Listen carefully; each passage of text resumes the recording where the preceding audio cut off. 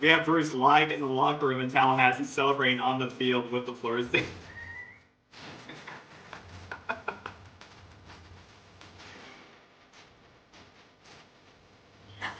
And I don't know why, but like we were able to run the ball so well in the first half, especially to the left side, and then all of a sudden we started to abandon it. And like I said, there is some inconsistent.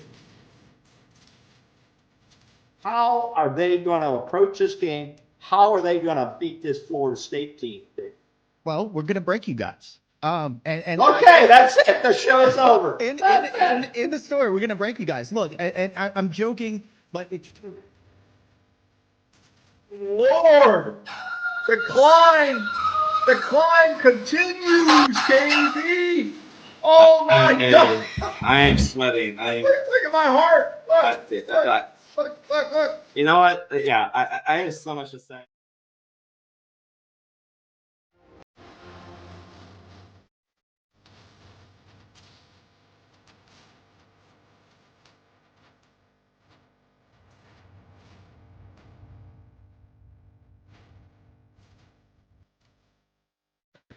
Look how happy we used to be sometimes.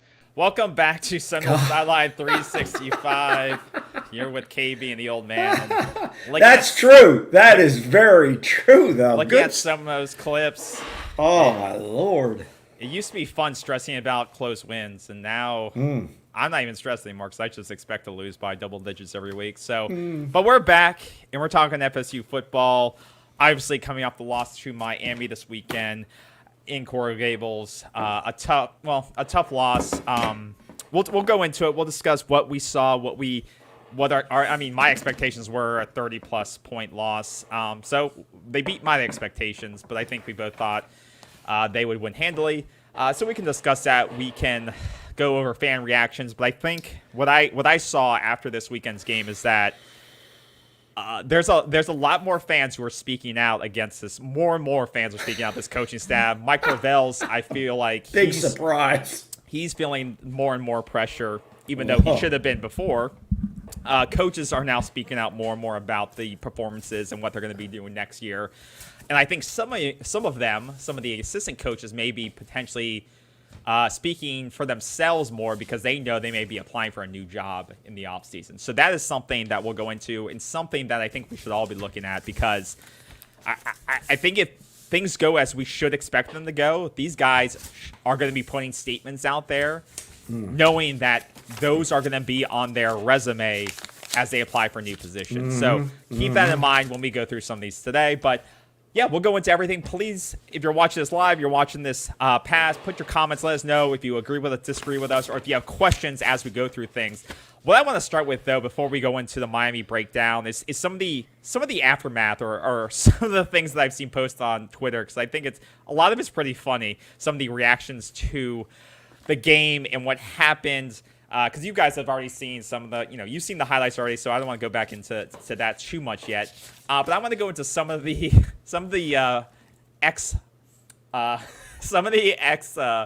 reactions I've seen.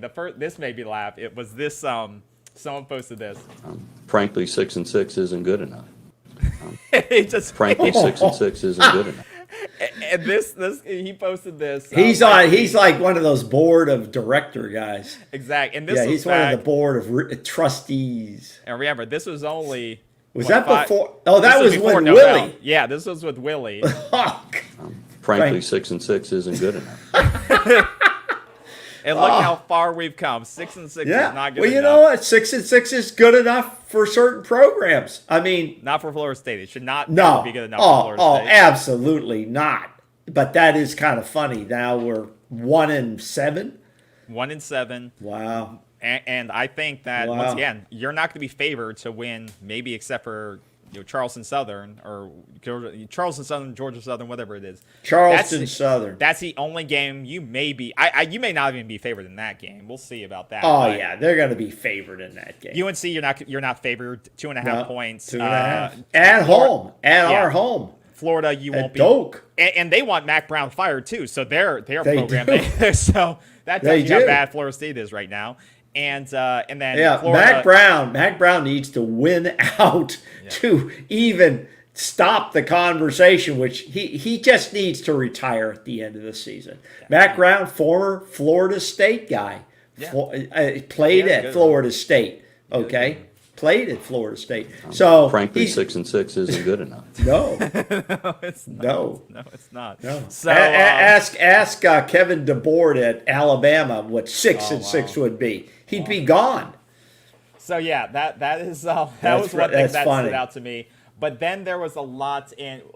I can go into it, but did you watch the Mike Norvell press conference, any of it, or did you watch any of the parts of it today? Because I got some good quotes. Yeah, I did. I Okay, watched. what was your summary? I watched it just a little while ago. Yeah, what was your summary? Well, you know me. I'm gonna tell it like it is, and that is, first of all, Mike ranks right up there with the top politicians of this country on word salad. Okay, you've heard that word salad. I mean, it's like he talks and talks, and there's no real beefy ingredients there. Yeah. You know, and this is his norm. This is nothing abnormal for him. It's always, I don't know how many times he can say missed opportunities. We got to get better. You know, there's growth. You know, it's the same word salad. Now, the second thing is, I will give some credit to the social media, FSU social media guys. I don't give them a lot of credit. They were asking some more pertinent and relevant questions. They weren't hard balls. They were kind of like curve balls. You know, they're getting a few curves there in around the plate. But Mike, the thing I got out of it more than anything was it looks like he is open-minded, and I believe that means he's probably going to do it. I have down a note, OC play caller. Odds are up that he's probably going to think, well, you know what, I've done this all my life. It's been good, and now it's just bad. I think, I think he's going to bring a guy in. Now, the question is, he has to. He has to. Yeah, he has to. And what if I've said that the last several weeks? I said he has to bring in somebody to bring a veteran seasoned play caller who can adjust the play calling to the personnel that they have. And it's an easy move. It's an easy move. I don't think it's an easy move. It's logically an easy move, but getting the right guy is not going to be an easy move. You have to find the right guy. You got to get the right guy. You can't get a guy a 1 year wonder at some Navy. You can't go get the offensive coordinator at Navy and try to fit. You got to get the right guy. No, right? You got to get a guy that has a good, solid resume. Okay, not some guy that is a 1 year wonder at UMass or University of Akron. Or if you do that, it's going to be a mistake. It's three phases. You need a guy that can develop, play call, and recruit. Right. You need those three things. That is not going to be easy to find.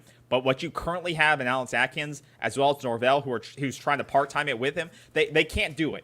So they gotta pay the money. Well, Alex Atkins should not even be in the offensive coordinator business. Okay, well, he can't even bring the offensive line up to productivity standards.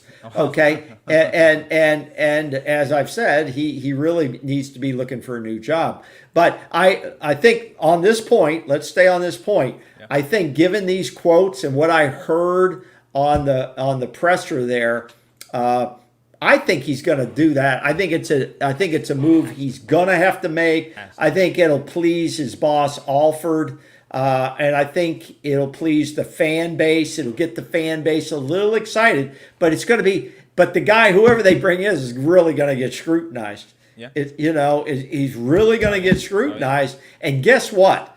Not every guy with a great resume is going to walk into this shit show. Yeah. Okay, he's going to want to know, well, who the hell am I going to have at quarterback? What kind of offensive line am I going to have? Would you walk into a total shit show meltdown circus and put your resume on the line? I don't think so.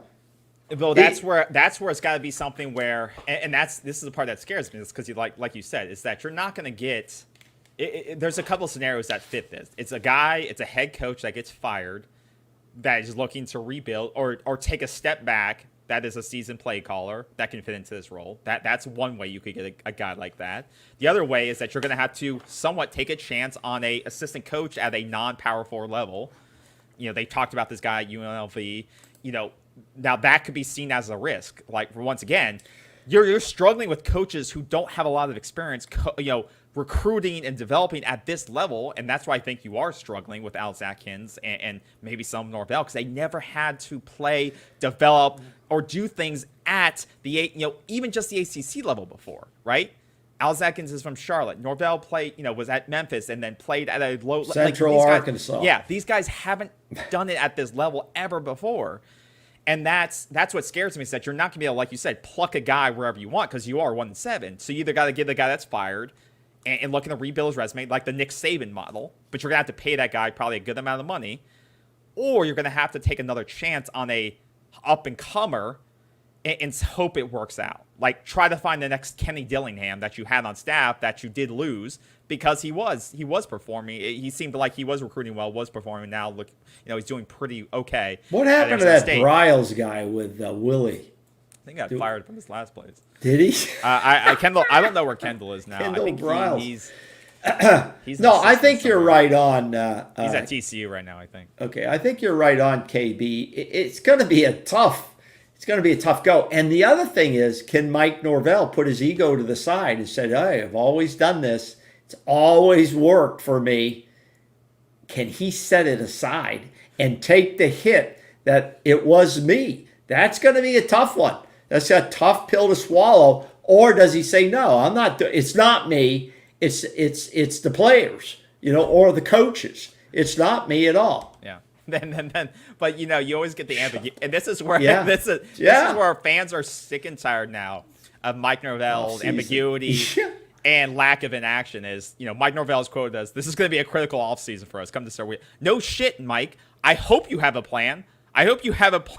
We have a plan. What does that mean, though?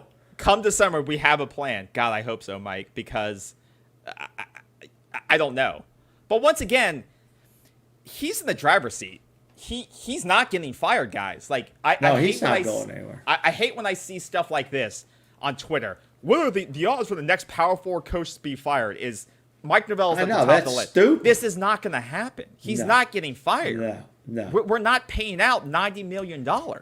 So for that to be, so that's just clickbait. Well, I saw a quote now. It's like 60 to 90. Either way, Who it's knows? $60 million. I think it's 60 and it goes down. No, we're not going to do that. We're not going to do that. Florida State can't afford that. So no. That's all clickbait. But stuff like that, people are finally getting tired of Mike and his pressers post-loss, another loss to a rival. No, that's word salad. It's that's word salad. We're going to have a plan in December. God, well, I hope so, Mike. Well, part of it, KB, is the social media pressers, FSU media, allowing him to get away with statements and not doing follow-ups. Actually asking questions is a learned technique. It's not as easy as a lot of people think, but I am a little bit of an expert in that arena. But like, come December, we have a plan. Was there anybody say, "Sir, Coach Norvell, would you please get into that more specifically? Give us some bones of what that plan would be?" Yeah, nobody asked that. They go on to something else. And we went through why, should he be firing coaches now? Is it beneficial? Is it not beneficial? Yeah.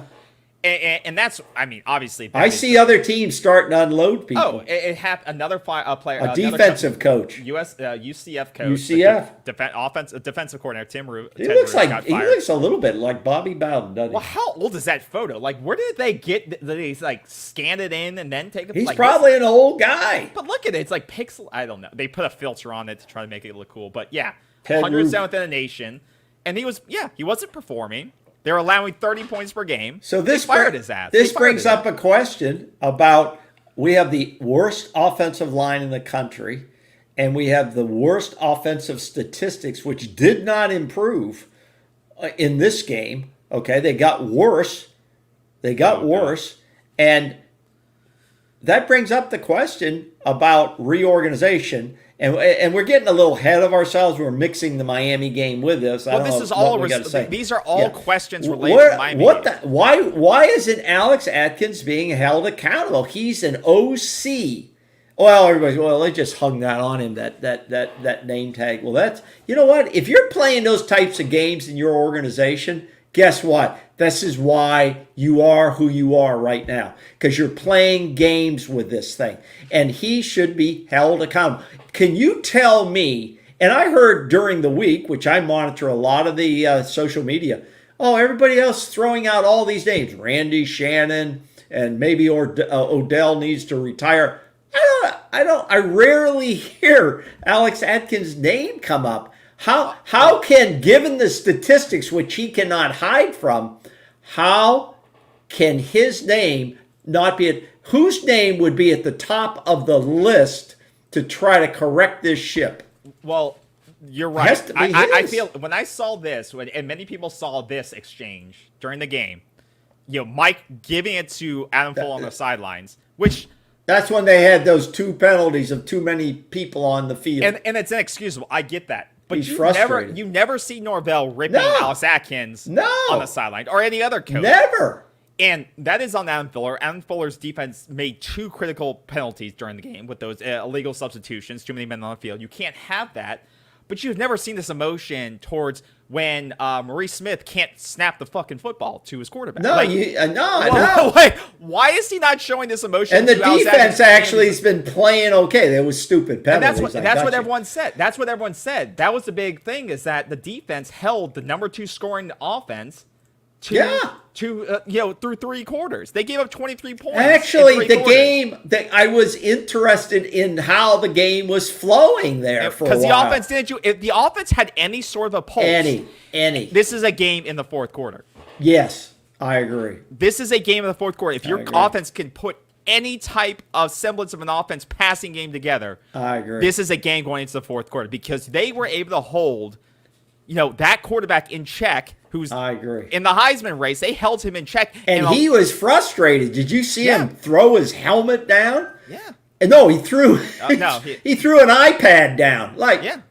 You know what? If I saw a guy on my team throw down an iPad, what are they, nickel and dime items? I don't like that type of stuff. To me, I know there's emotion in the game, but don't tear up our stuff. No, but I'm Okay. not hitting him on that. But Fuller, for the most part, and I thought this defense did pretty well I for did most too. of the game. Now, the running defense, they didn't prevent the run. They gave up, once again, they gave up big plays in this game, but they kept Miami off the scoreboard for 3 quarters. That's the thing. They bent, but they didn't break for 3 quarters. And now in the fourth quarter, we know what happened. But they did their job, and they needed something from this offense, and that's where I'm like, I'm straining to say we can go into our next conversation then, but that goes into, once again, Alex Atkins, Mike Norvell, the play calling, and this offensive line. Well, here's a nice comment you should make a comment on right now from Corey Hall.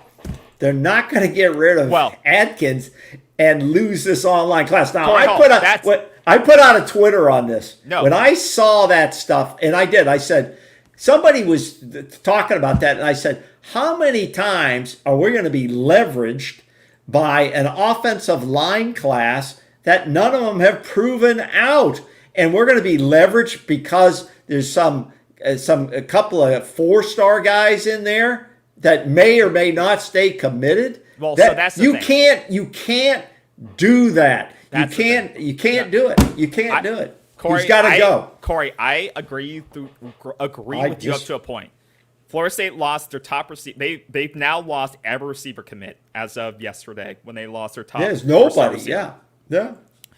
But I mentioned is that the only thing they're holding on to with this class is the offensive line recruit, right? That's the only thing they're holding. Solomon Thomas is the only thing they're holding on to. Their 5-star recruit right now. Good luck. And I think once that shoe drops, because that shoe will drop, Solomon Thomas will not be Depends at on Florida the State money. next. Depends Florida on State the NIL Solomon money. Thomas will not be at Florida State next year.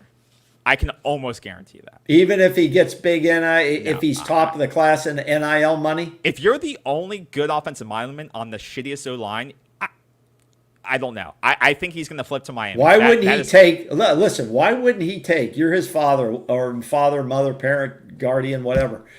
Why wouldn't you take big money? Miami can pay him too. Miami can pay him I know. too. Big money, and then the next spend a year getting developed and working out and all that shit, and then transfer out. Because Florida State is going to try to probably get him to try to play. If he's 5-star, he should be able to contribute year one.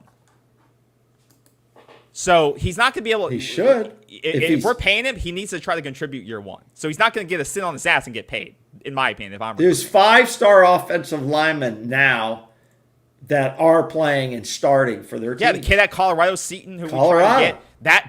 That's what this team needs, and that's why I think the only thing that's keeping Alkins in the loop, in the fold right now, is Solomon Thomas. One 4-star. He's a 5-star. 5-star. He's a 5-star. He's a highly rated player. But when that shoe drops, then Atkins is done. He's done.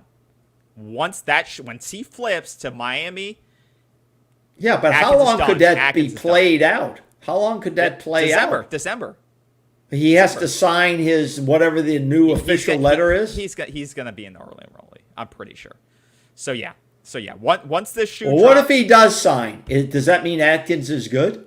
So one guy will save a coach. That's bullshit. Because this kid Solomon Thomas. I was watching some video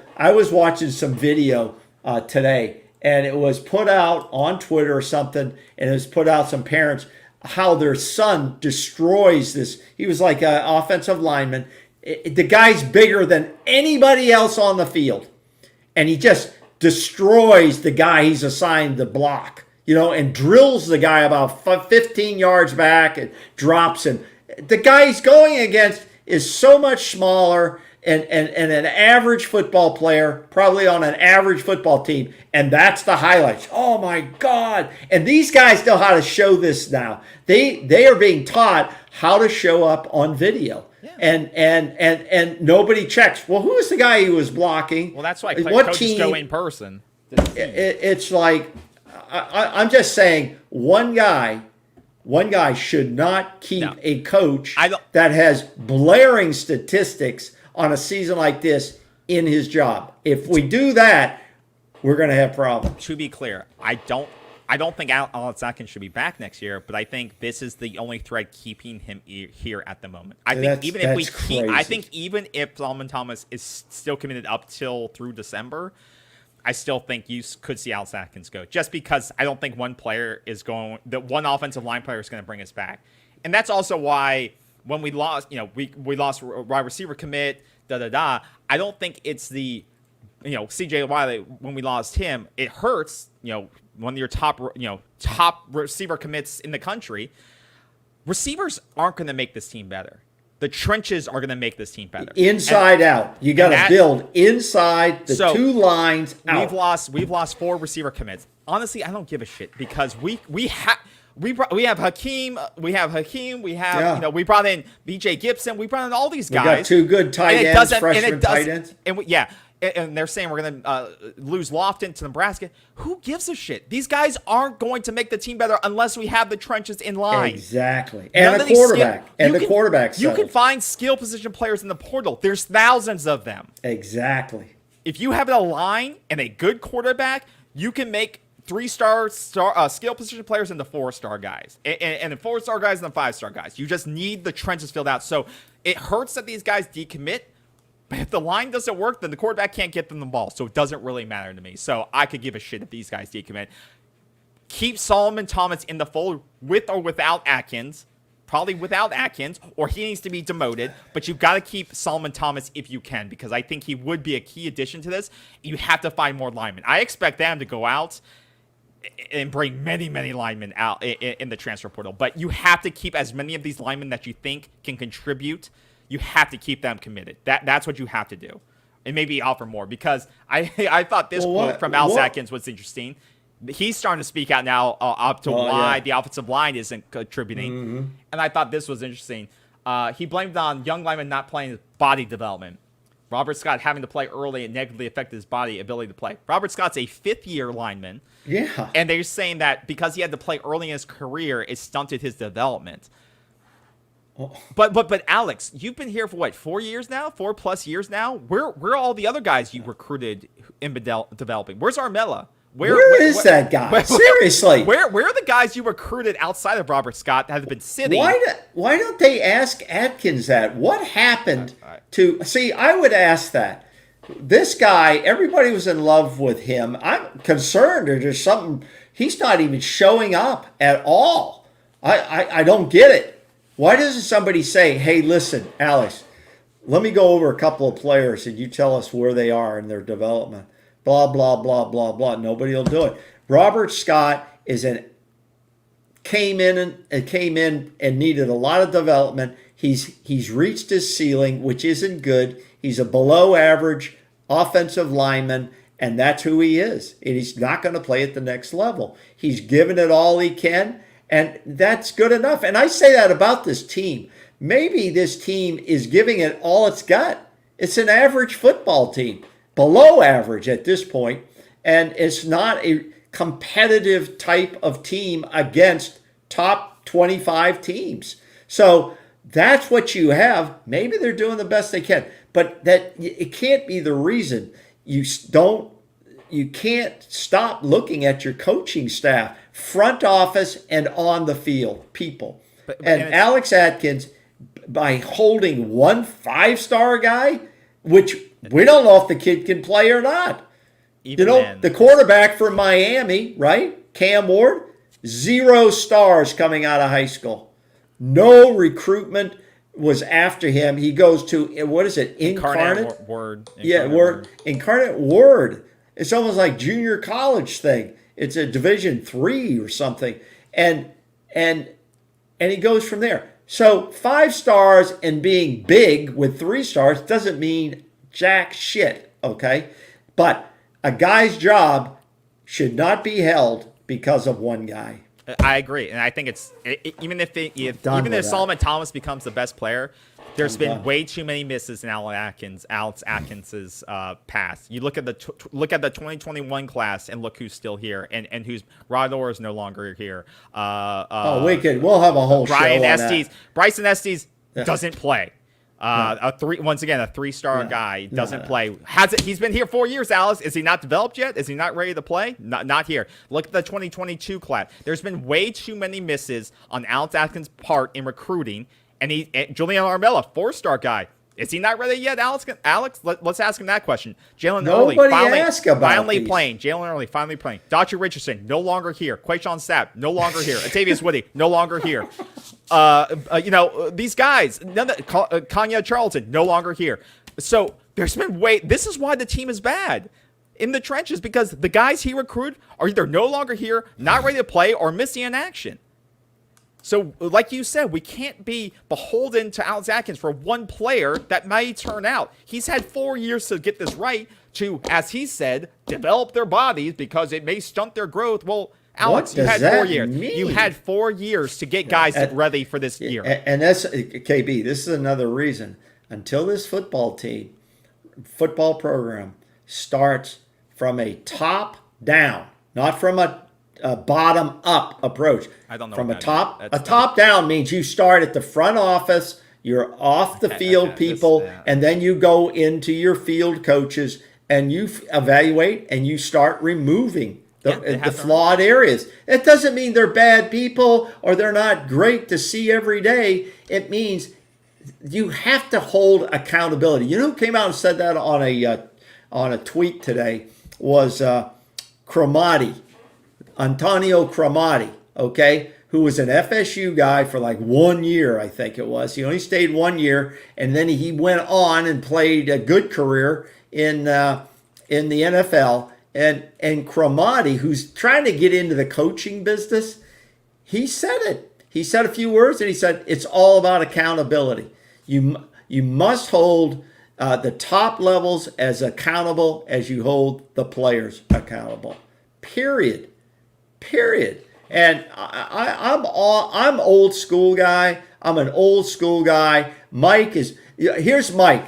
Mike is talking at the presser. Well, Luke did a lot of great things. I saw a lot of good things. Yeah, and then Who's my other quarterback? No, he didn't say that. But Brock. Oh, yeah, Brock did. I liked what he's doing, too. He's always trying to balance that boat so no one gets pissed off. Well, you know what? Maybe it's time to piss somebody off. Maybe it's time to do it a little bit different, okay? You know, I would love to have Mike come out and say, listen, this has been disappointing as hell. And I thought I was doing a pretty good job. Obviously, I'm not. Maybe our coaches aren't, but the players aren't either. Unless they're playing, I think they're playing really good, and I think this is all they have. This is all they have in the tank. Be more candid. Be more candid. Don't be word salad. Nobody likes word salad. I'd rather have a guy be direct and a little controversial than a word salad person. You don't even understand who they are. But okay. Mike, right now, I don't think anybody understands who he is, and a lot of it's through this. You know, he's searching for the right words, and it's hard to listen to his interviews. Oh my Lord! It would just be better if he didn't speak, because he's not saying anything that moves the needle or means anything. At this and the media guys are a little afraid because they don't want to give up their access. You know, and so it's a bad mix, but so I don't know how. I'm going to say this. You said Solomon Thomas won't be on this team. I say Alex Atkins won't be on his team either. Well, yeah, I think there's no way you can brush over the statistics of what he's holding as a coach. Okay, there's no way. And if he does this, if Norvell does this, then your rebuild, what he's gonna call rebuild, has not started in my eyes, and it will never work. I agree. So, now I put out. Okay. I said, here's a guy they should look at. Take a look at the offensive coordinator, offensive line coach, and he's the run game coach. Okay, which makes more sense at Indiana. Look at that guy's resume. Solid Division I, Power 5 colleges, and NFL experiences coaching the line. That's the guy. Remember what we're doing here. We're not just playing to get 6 wins next year. We're trying to build this program out for 5, 10 years from now. You know, this isn't all like this guy. Yeah, what's his name? Bob. What's his name? Boston. Yeah. Bob Bostad. Take a look at his resume. This guy. Wisconsin. Yeah, go on down through it. It should be listed. Yeah, he's coached in the NFL. He can tell these guys. Look at where this guy's been with the Bucks, the Titans. You know, he's done a lot. This guy. And guess who's 8-0 this season? Wisconsin. So you show me. I'm going to balance any guy he brings in on offense. I'm going to balance it against this guy's resume. Well, the only way you can get a guy like this, who is in a better position right now, is to pay him. Because why would he want to leave an 8-0 Indiana? Well, of course you got to pay him. Of course you got. Well, I go back to what I say. Hey, Mike, why don't you start the rebuild, open your wallet, and give this guy, go out and get this guy and give him 1.5 mil to bring him in. Well, you may have to do that, depending on the conversation he has with Alford. All right, going back into the game a little bit, let's talk a little bit let's talk about the game. Yeah. So like we were talking about, I think the defense played pretty okay, good to average plus. They gave this team a chance. It was 17-7 at half. I did not expect that to be the score at halftime. Once again, they gave up some chunk plays, but for the most part, they kept them out of the end zone, kept them to field goals. The offense definitely didn't put them in easy positions. There was a couple, you obviously had some fourth downs that you couldn't convert, so you put this defense in weird positions a couple of times, fourth, so you went down, Florida State went for it on fourth down 7 times. Which is incredible to me. They went for it on fourth down 7 times. Yeah. And we're 4 of 7. I'll bet you old Fitzy's going like, I can't get any numbers. I can't get up here, and he's going to be concerned about. Well, honestly, it would have been better for them to take the points in some of those scenarios because they Yeah. would have at least gotten on the scoreboard and Yeah. made it closer because you couldn't well. get in the end zone. And so what I don't understand, let me finish. What I don't understand is that people are coming out of this game loving Luke, but he wasn't efficient passing the football. You know, his neither quarterback was. Neither Luke or Brock was. Let's be honest. Neither of them was averaging more than 5 yards per pass. And if it wasn't for one fluke play on fourth and 1 where he gets ran behind the huddle and Miami gets lost, which God, Luke should have run that in. I don't know how he tripped over himself, but if he runs that in, he was excited. That's crazy. But once again, he didn't throw it effectively. No, he was 6 of 14 for 61 yards. Yeah, it's right up here. So I mean, neither quarterback threw it effectively. The pass game was atrocious. He was our leading rusher. Once again, 11 that's where carries, 71 yards. That's where he was most impactful. Once again, was with his legs, which you could say, well, he does seem faster than Brock Glenn, so maybe that is the edge. But neither quarterback could get the passing game going. So, but most people are like all in on Luke now because he is your more highly rated quarterback that you brought in, and he's just a true freshman, so he should only get better. But it seems like when you look at the depth chart moving forward, they're going to be playing this quarterback rotate. I mean, Brock got pulled out on his third possession. And did it get put back in until the game was over in the last possession of the game? I wouldn't have done that either. I don't get that. If you got a quarterback that is in rhythm, let him play out till he's not in rhythm. Well, let me go back to years ago. This might be prior to your birth and probably to a lot of our listeners. There was a duel of Bobby Bowden had a problem and his quarterbacks. He had two good quarterbacks, but sometimes one guy was not hot. So he'd put the other guy in. The other guy would pick up the slack. That was Casey Weldon and Wally Woodham. You can look those two guys up. Casey Weldon, Wally Woodham. They were the dynamic duel. And all of a sudden, okay, then next week, Wally would start. Well, Wally was having not a great day. Casey would go in, and it was like back and forth. He had a two-headed, which a lot of coaches don't want. He had a two-headed system. I don't like two-headed system, but he did it. He didn't do it. It was set up like Norvell said, well, in the third series, we were planning to put Luke in the game. If your quarterback is in rhythm and he's producing and he's efficient and they're moving the ball, you don't do that. Let him play it out. I'd rather him say, okay, this week, Luke, it's your game. It's your game against North Carolina. The next week, Brock, you'll go against Southern. And then if you guys aren't moving the football, I'm going to bring the other guy in. Be direct, be candid with these guys. But to throw a guy in and then take a guy out on plans, I think is not good football. Yeah, I don't totally understand it. Once again, I didn't think Brock was playing great, but he didn't do anything that I was like, oh God, we got to get him out. And then at the same time, I think the biggest plus for Luke is that he was more effective this week. He looked less happy feet to me this week. He looked a little bit more comfortable in the pocket. Yeah, of course, you're in the game more. And that's what I said. It's his second game under his belt, and he looked more comfortable, even though it was on the road against Miami. He did look more comfortable to me, which was good to see. He's developing. That's what I want to see.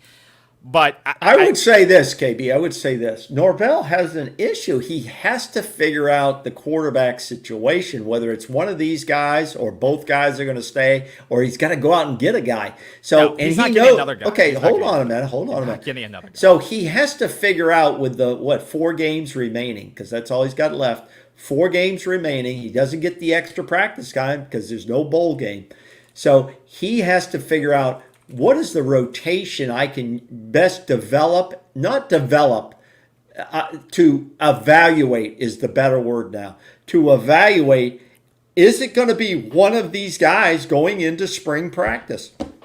It seems by all indications that it probably will. I mean, it will be a rotation. But because if you look at the depth chart that they released, which once again, I think even Norvell said he doesn't trust, it's bullshit, the depth charts to him.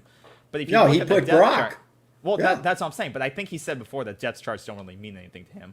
But Brock is the He did starter say that. on the depth chart. So I don't know what we can believe or not. But if you look at the depth chart, once again, Brock is number 1. But this would have, if I was Brock, I would be like, what the fuck is going on? Like, I'm number 1 again, but are you going to pull me on the third possession if I don't score 2 No, touchdowns? I'm sure. Like, Listen. like this I'm is sure. like this is what I don't understand. Like this is just to me an indication of poor coaching.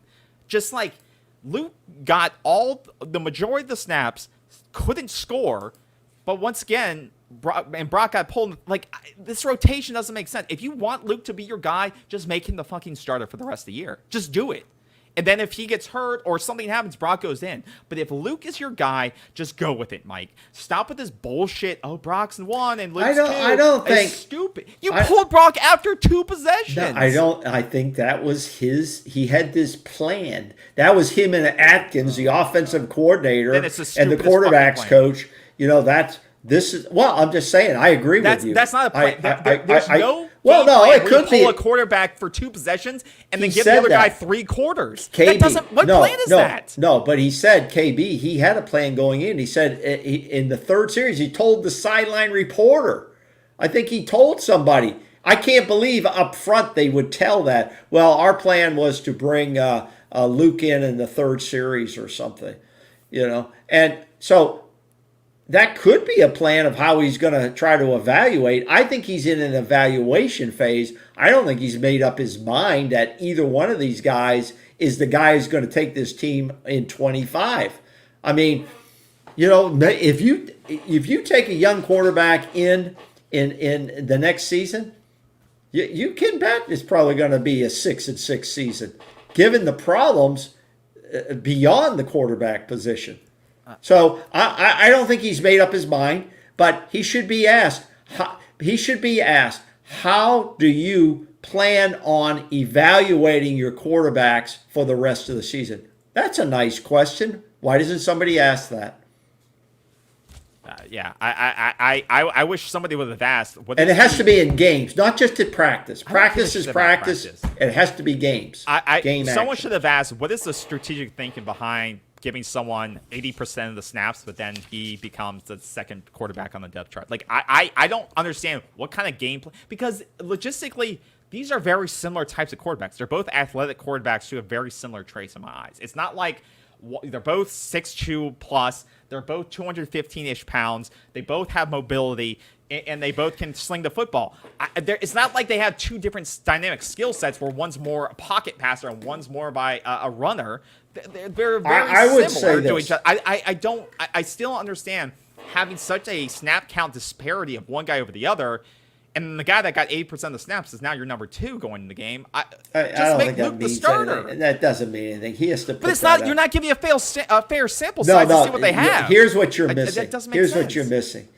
I do not believe that Norvell would not be sitting down with his quarterback room and say, "Here's what's going on.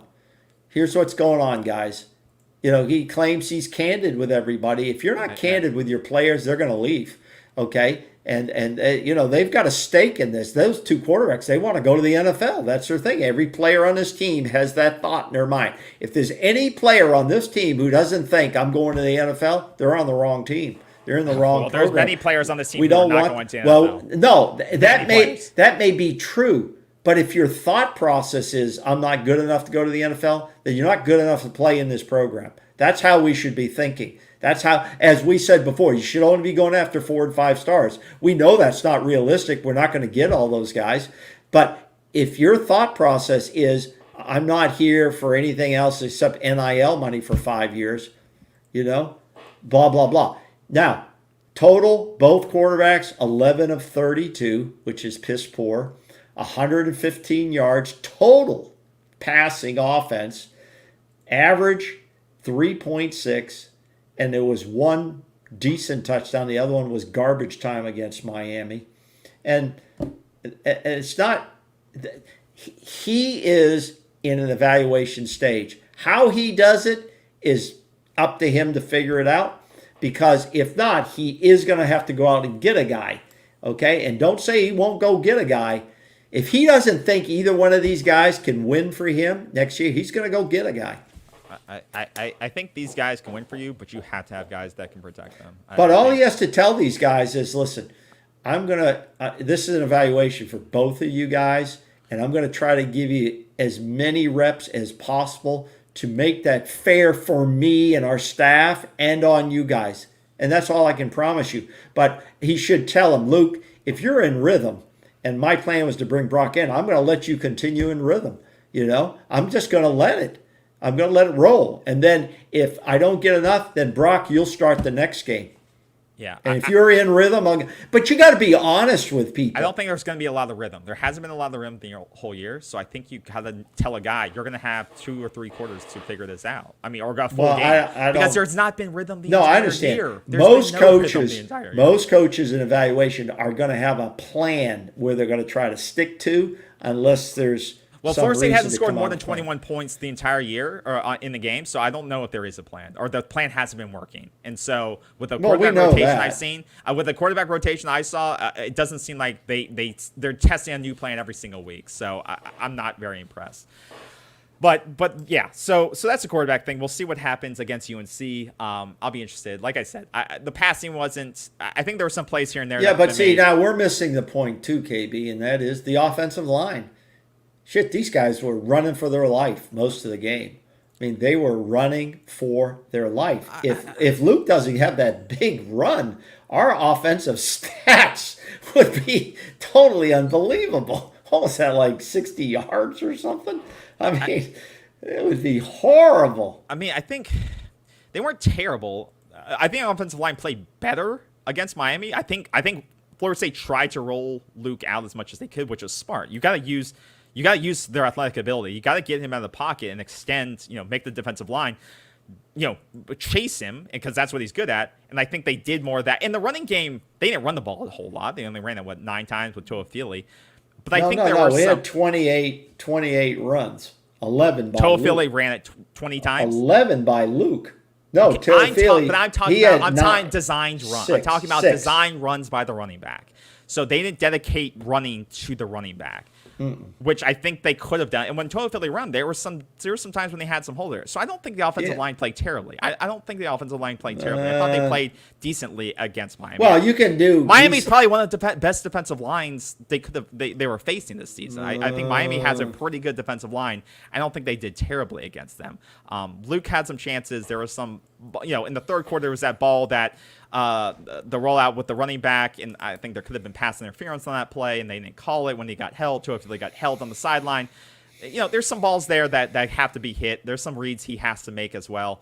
I'm not going to put this game on the offensive line. Some of it's the quarterback vision. Some of the receivers not getting. No, I'm not putting this game on the offensive line. Totally. I'm not doing that. Because you point to plays then. Point out plays, and I'll pull them up that you saw the offensive line get blown up, because I want to see that. I'm not putting this game totally on the offensive line.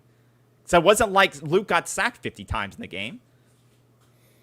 Well, he had a lot of pressures. Points to plays. Points to the place. No, he had a lot of pressures. Point to plays, and I'll pull him up. Yeah, no, I don't need to do that. I mean, he had a lot of pressures. Let's not get. Oh God, our offensive line's okay. Well, I'm not just going to keep. No, I'm not just going to keep shitting on them.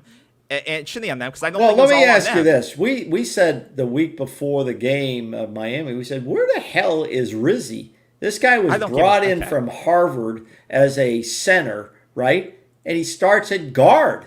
Now, this is interesting because Alex Atkins admitted in a presser before that they thought Rizzi gave them a better opportunity, okay, because of his game experience, and guess what he does in practice, to be at guard, okay, versus the other guards they have, including Otto, right? So Rizzi, instead of being the backup center and playing some snaps there at center for Maurice, who has been struggling, almost all of his balls are launched where you have to catch him up here. That's the biggest issue.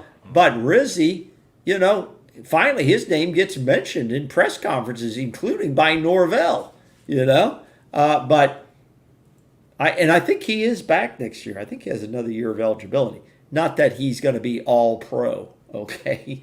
But it's interesting. That's where the recruits from Alex Atkins are. That Rizzi is now starting over the top of them. And he said he's a one-year guy who was at Harvard. Yeah. So I'm looking at good for him.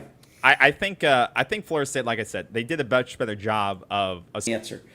When I looked at the game and these two quarterbacks, for some reason Luke kind of showed me what I thought FSU quarterbacks kind of look like and how they conduct themselves. And his physicality, his ability to throw the football. And I thought, more importantly, his decision making, his ability to rapidly process information. If you talk to the top quarterbacks who've ever played the game, the Mannings, Brady, they weren't physical guys.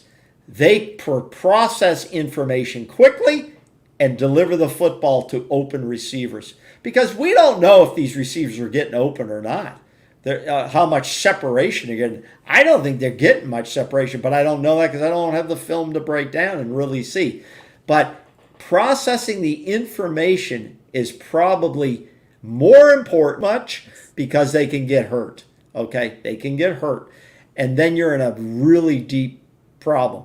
But I got this feeling inside of me that I thought Luke looked like a guy, some legs on him. He's got some wheels, which puts pressure on an offense. These are the plays, though, that I think are important for him.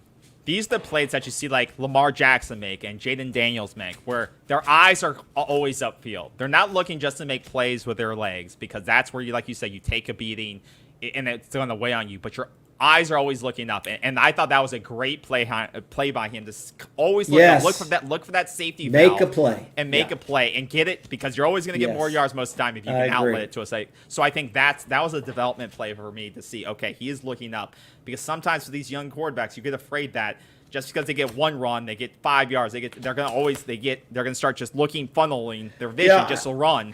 And that was a great play by him to outlet that, and I hope he continues to do that, because they're going to use his, if he's the system, because you can't see it on here, but they see that there's an open receiver going across the field that he didn't deliver it to. They don't show it, but there's a receiver down here. But that's the thing. That's the processing part of the game where, you have to get to that point where it's not on the line. It's you got to see the field. And so but that's why I want just start him next week. You like him.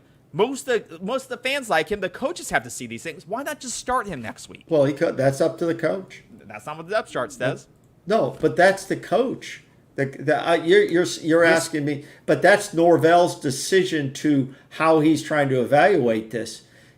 He has a difficult thing to evaluate, but he's got to put together the best plan of how do I figure out if one of these guys is my guy.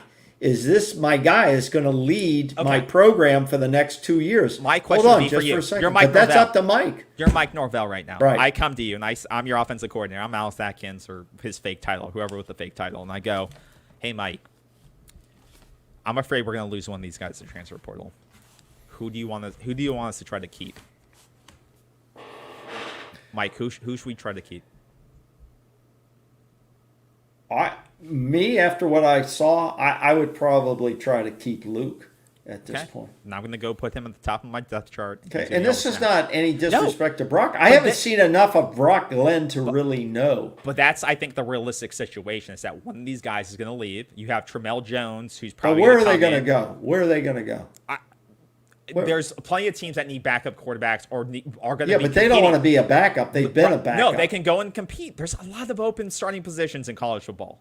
There's going to be a lot of quarterback battles. How in did college football. Tate Rodemaker make out this year? I once again, I think I don't care about Tate. He's a quitter. He can go and but most of the guys who have left our program, no matter what their skill base was, have not done well. Mike Norvell's made one guy besides our running back. Who? What's his name for Boston College? Trayshawn Ward. Yeah, Trayshawn Ward. Trayshawn Ward, if you think about it, name someone else that has gone out and done well that left this program. I don't really follow people who leave our program. No, here's what I'm thinking.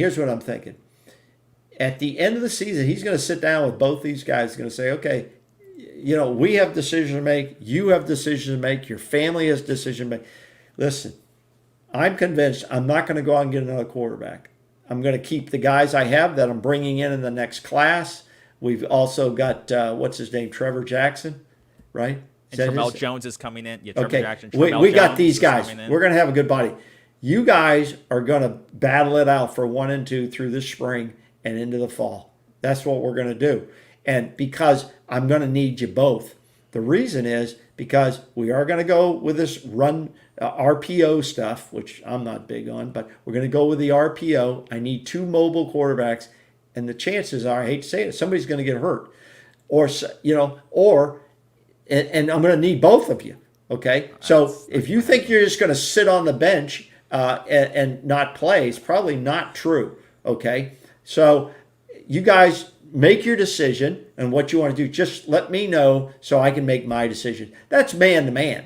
But that's how I do that. You're going to need 2 guys who can play. We don't know if either of these guys can play yet consistently. No, we don't know that. No, but I don't. I'm not think there. I don't think there. you're going to be able to sell that though. I think one of them's gone. Well, they leave then. I'm not gonna. You know what? I'm not gonna beg somebody. I'm not going to beg somebody to stay. But I don't think you can. I'm not going to throw a bunch of money at these guys. You have to. That is college football. You're going to have to pick. You're going to have to pick who you keep and sign and basically sign them. I don't think they have that much leverage. They don't have that much good on tape at this point. Well, you do if you like them and you think there's potential. There's too many quarterbacks floating around. There's not because you have not signed a good quarterback to this team. Mike Norvell hit rate on quarterbacks is about 0. Go back to his history of Mackenzie Milton and DJU and Tate and look, every quarterback he's signed, AJ Duffy, he has not signed a good quarterback as coach of Florida State. So he has a 0 hit rate right now. It's still, listen. So if KB, he thinks this is his best guys, which these are the best signed guys he has so far, KB, it's not like he can go in the portal and go find one because who's going to want to go play for him in the portal? KB, we've both done some limited coaching at lower levels in one form or the other. You always evaluating who are the best guys, right? So, in my opinion, he has not made up his mind on these 2 guys yet. Well, because But your argument is, which is a good one, and I agree, is how do you go about the next 4 games to get a true evaluation of these guys? Yes. I would give them 2 games. And some of that is you have to give them some reps. It's not about winning or losing these games. Maybe the Florida game. I'd like to win the Florida game. Everybody, you could make a lot of people happy if we win the Florida game. But what I'm saying is, more importantly, is not evaluating only the quarterbacks, but everyone else on this roster. Okay? But he is not settled yet, so he has to come up with an effective plan of how he plans to do this. And it would be an excellent question from the media. And I agree with you. And there has to be some way of them showcasing themselves, whether they each get 2 games each, you split there has to be some. Well, I'm sure he has that. He's a $10 million college coach. He should know that. But so far, I haven't seen them. We don't know what it is. We don't know what it is. I'm watching the games. I see some guy getting 3 quarters and one guy getting half of a quarter. I don't see that's a fair way of showcasing what he has, in my opinion, but that's me. The other way, and the other thing that's on Mike Norvell is he wasted a quarter of the season on DJU. I mean, DJU probably should have been pulled 3 games in the season. You could have used that time on these guys. So let's not. But that's a fact that we're not going to. That's something he has to eat. Norvell has to eat. And that's on him. That's big on him because that's I think the coach. Yeah. After the Memphis game, I mean, we probably should have been, when the offense literally was dead in the water, and at 14-9 the California game when that one ball went into the back of the stands to Douglas. That there should have been a pulled quarterback, and we still went to SMU with him. We should have been pulled to give these guys more experience. So that's where once again Mike Norvell screwed up development by not pulling DJ faster in this season. Mike Norvell's thinking was, okay, this is a crappy start, but I don't think we're going to be 1-7. I'm going to stay with DJU because he went out and got this guy. That was his guy. And, Okay? and what does a That- leader do? They admit mistakes and they move well, forward. no, a lot of leaders don't like to admit mistakes. Then he's not a leader. Then he's not a true Well, leader. He's that's not what what he we're- preaches. He always preaches about the climb, and you got to take That's accountability what for we're your going to bullshit. find out. But he's also a guy who doesn't tell you anything. We don't know who Mike Norvell is. We really don't know. It seems who like he is. he's kind of a bullshit artist because he preaches all these things about accountability and the climb, and you gotta you gotta approach adversity head on. It's all word salad. Word Mike salad. Norvell, start living that. Start making the tough decisions. That's Start not getting who guys he out of is. this program who are not living the program It's and not don't who he care is. about the program. Start Let me- getting these guys out. Let me say this, because we had this comment about hire the Indiana staff. I was listening to their coach.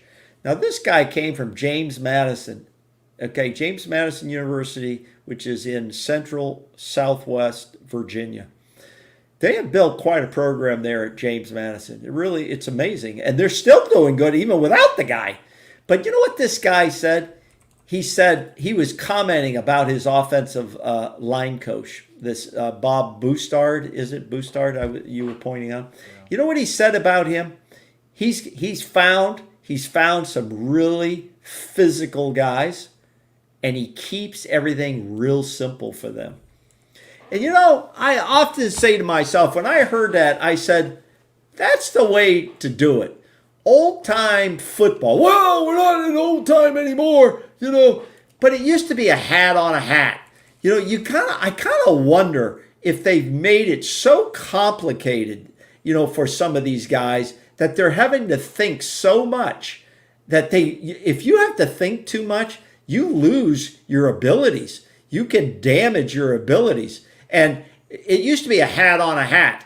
Okay, we're going to run the A gap or we're going to run the B gap. And so wherever the guys line up, if the guy's on your inside or outside, whatever way the guy wants to go, you can move his ass out of there.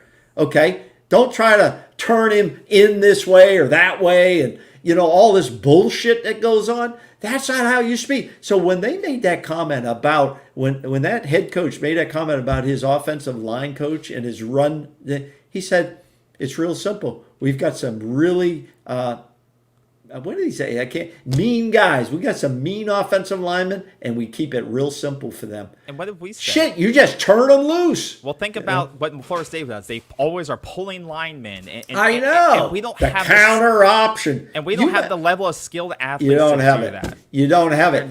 They're not. You either have healthy to or they're not- make this as simple as possible. How many times have we seen, and I saw a play yesterday, our offensive lineman had his back turned and some linebacker, somebody came right by him like he didn't even see the guy. I don't know how he couldn't have seen the guy. But it's like, well, that wasn't my gap. That wasn't my guy. Well, it's like, listen, the guy that presents the biggest threat to your quarterback is your guy, as far as I'm concerned. That's your guy. So if you don't have a guy nose over nose with you, and here comes a linebacker, and just because you're supposed to look to the left and this guy's coming on the right, you better take his ass down. They've made it so complicated for these players. I think sometimes it really hurts them and it hurts their performance. I really believe that. Yeah, I mean, I don't disagree with Well, you. I wish that once again- Indiana coach would say, what does he mean by we keep it real simple? Well- See, that's something that I'd love to hear more about. Simple. Well, I think, like you said, it's about adjusting to the personnel you have. If you have more advanced, or if you have more veteran guys who can execute more Right. advanced scheme, Right. then you do that. But if you can't, or if you have injuries, you need to curtail it to what you're able to do, so that you don't create an anemic offense like we have today. You can't keep the same damn playbook when you can't execute it properly. I believe this is the worst offense in the history of Florida State football. I think it's in the history of college football. I can't remember a team that cannot put up 21 points. It can barely get in the end zone. It's painful to watch. Yeah, we were averaging 15 points a game, and we only got 14. We're lucky to get that 7. It's now less than that. I think the history of college football, this is one of the worst offensive teams in history. It is what it is. It is what it is. But what we're trying to figure out now, and this is my whole thing right now. Here's my priorities. This is my priorities. Oh God, please. First of all, ACC exit. That is the Okay, top. we know. You've No, said wait a this. minute. Well, I It want to doesn't say matter. yes, it does matter. Why? Why? Because if you don't get out of the ACC and you get into one of the mega conferences, you're not going to be able to compete anyway. So 6-6, going Maybe to a bowl compete in this- game will be maybe- fine because there's going to be a lot of teams in that region. Okay, so getting out of the ACC is the most important thing, no matter what the wins and losses are this year and next year.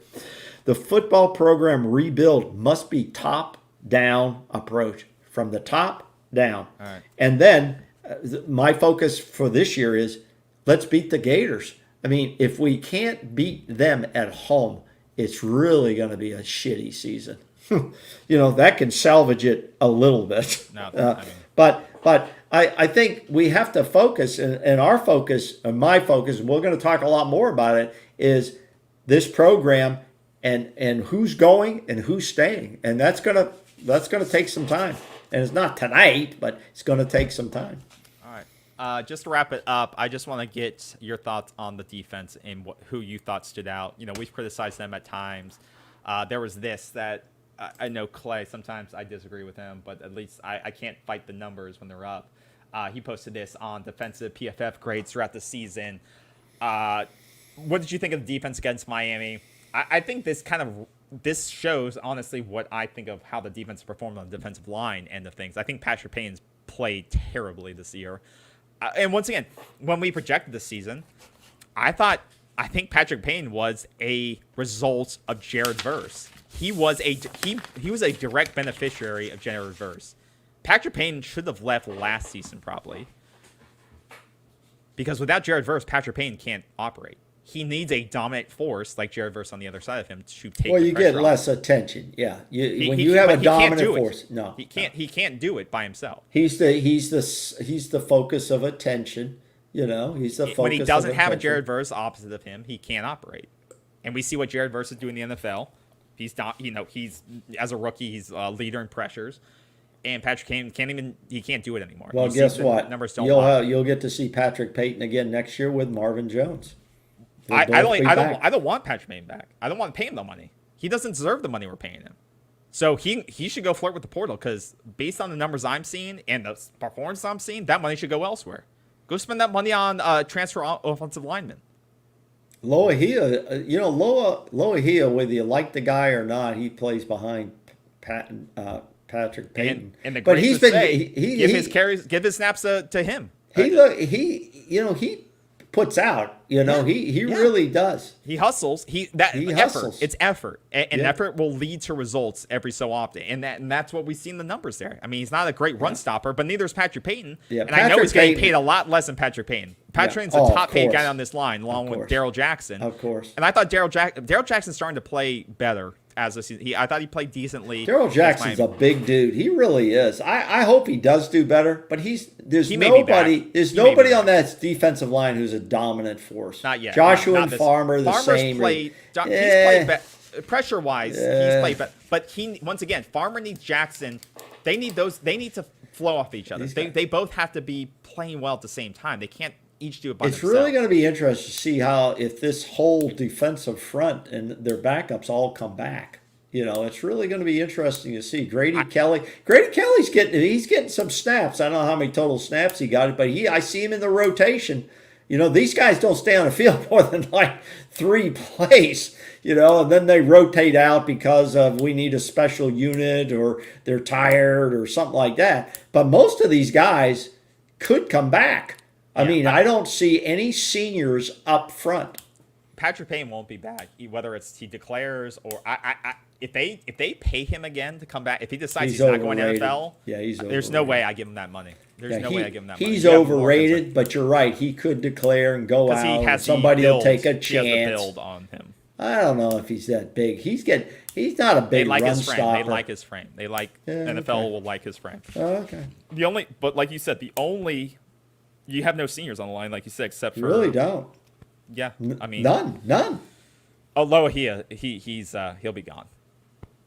He's a senior. He's a redshirt senior. Yeah. Okay, he'll be gone.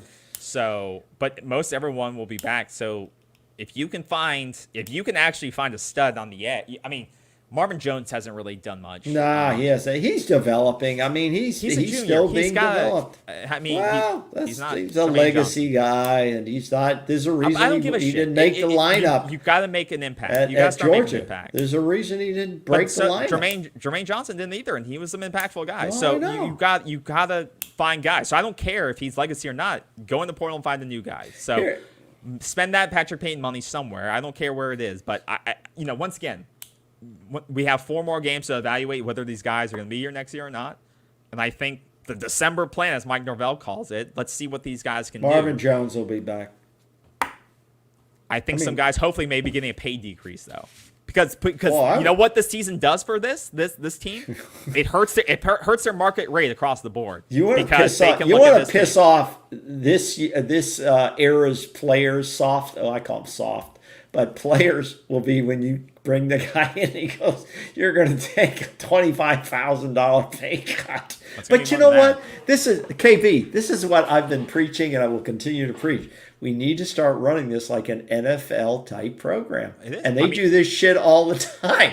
They bring guys in and they say, "Hey, listen, we're sorry. You really put in a lot of good effort, but we got to let you go." I mean, this is real life business. This is a business transaction now. Let's stop treating them like this is Little League football. This isn't high school football that's anymore. why I'm This not. is a damn business. It's not about emotions, it's about numbers. It's- And you see the that's numbers right. right there on the. You see It's the numbers about right production. There. It's production. You see the numbers right there, and Period. the numbers will dictate what you Right. get paid. Right. And that's how I see it. If you're not making Yeah. starter efficiency production, you shouldn't be getting paid a certain pay grade. If I'm the athletic department and I'm working with I'm working with Battle's End to. If Who you're still, knows how if people that are still thing's cutting checks with Battle's End, you need to evaluate. I would not cut a check to the Battle's End until you figure out what Mike Norvell's December plan is. You Yeah, should not be I cutting agree. blank checks to the Battle's End For until you what? figure out what the hell the December plan of Mike Norvell is. If not, that money's going to a black hole because you saw where that Battle's End money went to You Patrick know Payton what? and You know Dale what they just Jackson said in the and country DJU and all these on people. national news is that most Americans are living paycheck to paycheck. So if you're going to send Don't worry, money, Battle's End gave you a free T-shirt though. if Or you're they gonna gave you a T-shirt. if you're but- gonna send money to people, including social media types, you better reevaluate where your money's going. And we're not here to be naysayers, but Figure out, there has to figure be out what the plan is. It goes Make- back. Yeah, what is the plan? It has to be accountability. This is why we keep saying accountability at all levels. They raised But all this money, and then You have see no these idea. Results. You see, you Yep, you got all you this see money, the you donated, results. and then you saw the results this year. So now you should wait, and you should figure Right. out who gets fired. Do they make the moves you like before you cut another check? That's all I'm saying as a fan. Don't cut a check Well, until guess they who- make the moves you see. Guess who? I figured this out because I said I want the NFL model where you have the owner. You know who the owners really are of the Florida State football program? The owners are the board of trustees and the big boosters, the 6-figure boosters. Yeah. Those are the owners. Those are the guys when they call Alford, he answers the phone. Okay, that's the ownership right there. And those are the guys who are going to really want to know what is the plan forward before I write another 6-figure check. And that's reality. And I like that. There has to be this accountability all the way through the organization from the top down to the players. And I agree with your statements. Before you're giving your money away, because there's a lot of worthy organizations out there, a lot of worthy organizations for your money. Make sure you kind of get a feel of where the hell it's going. Because once it goes to NIL, you have no clue who the hell gets it. Nobody. So yeah, make sure they make moves. They make the moves you like before you give them any more money. Because you saw what happened to the money this year, 1-7. That's what you saw. Now the last thing I want to call it, because we're just looking at defensive line here, Yeah. is I think the player who's regressed the most. And it's surprising Shaquem Brown. I think he's really regressed this year. He's got other stuff on his mind, I think, or something. I don't know. Remember, he got suspended for what did he get suspended was for? he the? I don't want. I don't want to. No. He got suspended one game for something. I don't remember. I don't want to say. No, let's I not. wanna make sure. We don't have any facts, so we're not going to put anything out there. I don't know what it was. Yeah, he was DUI related. Oh, he was a DUI. So okay, so I thought he had regressed. I thought he had regressed this year. But And, there are a lot of people get DUIs. Okay, but we focus on well, it's people just in the media. no. A lot of people get it. It's just a shame. No, I'm not saying he should be thrown right. off the team. I'm just saying I think his play Performance, this year, his performance has definitely dropped off this year. It's not been great. And you saw it against Miami when they needed him. I think he needs to be looked at. Should he be taken off the field? Because you see, this is a great example right here. This is a big play right here in the game. Earl Little. Big run. Earl Little. He can't finish the tackle right here. Right in the hole. He's got to finish that tackle right there. It's not Earl Little. It's Shaheem Brown. He's got to finish the tackle. Oh, I right saw here. the guy runs Right over him. Yeah, runs right. Like that is Shaheem Brown's game. I think Earl Little missed him too, right? But Shaheem comes up and has to make that. He comes up and he has to make this tackle. He should have. Yeah, he got to his knees too quickly. He should have popped the hell out of that guy. When you pop a guy, that's a perfect pop play. He comes up. That's how you make an NFL impression. Bam. Man, there was some hitting on Sunday on some of those games. It was unbelievable. Yeah, he ran over him. But that's been Shaheem's. And is that who also missed him there? Is that Earl Little? Earl Little had a pretty good game, I thought, and he's playing safety now. Who's that? I think is that Little right there? But Shaheem's got to make this play, and that's been emblematic of him all year. I mean, he's not made plays like he did last year. Whether he was the leading tackler last year. He was our top, one of our leading tacklers last year. He was supposed to be a leader on this football team. They expected him to be a vocal leader and a leader by his actions. This team doesn't have any. I can't name one. Can you? No, and that's DJU was not the leader. Usually it's a quarterback, but none of our quarterbacks have enough experiences to really say anything. DJU should have. He's 10,000 yard guy, but he didn't really. He's kind of a quiet, introverted guy, and there are no vocal leaders on this football team. Yeah. In my mind, I can't even come up with a guy. No, and that's the issue. Is that, like you said, there's no. You don't see one guy going up and down the sidelines, screaming at everybody, saying, what are we doing? No, because to do that, you really have to be a leader. You have to be a guy whose actions on the field point that out. No. And we don't have that guy. There seems to be a bunch of individuals playing. More individual. I agree. So we hope, hopefully Shaheem can turn it around. It just hasn't been his year. And he's a junior. He'll come back. He ain't going. Oh, well, he'll come back or go somewhere else because once again, there's going to be go somewhere else. There's going to be some tough decisions that need to be made. You have KJ Kirkland behind him. There's got to be Earl Little Jr.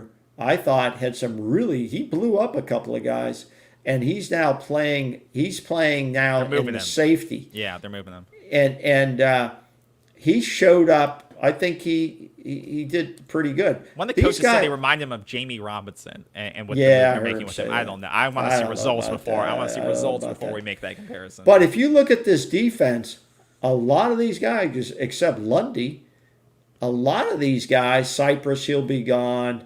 Kevin Knowles will be gone. Other than that, you could have a lot of these guys back. Yeah, most of these guys are not in a huge position to leverage you to the point you could say, "No, we're not going to do that. Hey, best of luck to you."